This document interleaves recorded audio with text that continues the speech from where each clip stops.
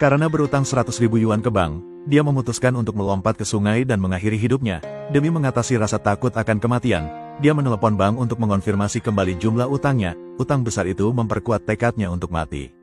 Setelah menutup telepon, dia melompat turun. Namun langit tidak mengabulkan keinginan manusia. Dia tidak tenggelam melainkan terbawa ke sebuah pulau kecil.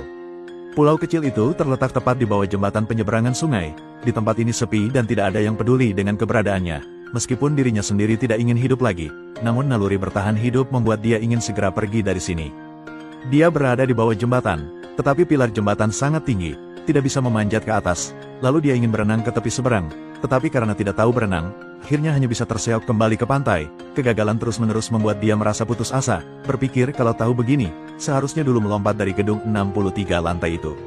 Lalu dia memutuskan untuk gantung diri, tetapi baru saja memasukkan kepala, perutnya langsung mengeluarkan suara. Dia hanya bisa buru-buru lari ke semak-semak di samping, memutuskan untuk buang air dulu baru memikirkan soal mati.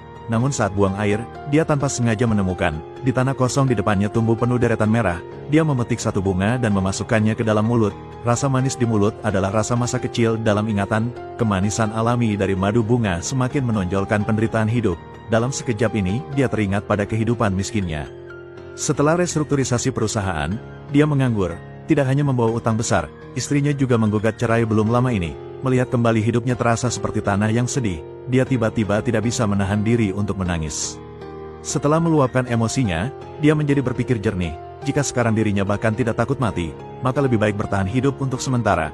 Dia menulis kata tolong di pantai. Telepon yang sempat terendam air tiba-tiba bisa digunakan dengan normal.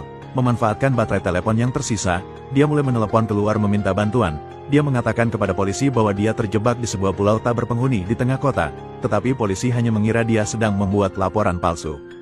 Dia lalu menelepon mantan istrinya, tetapi mantan istrinya hanya meninggalkan satu kalimat, "Jangan hubungi lagi," lalu menutup telepon.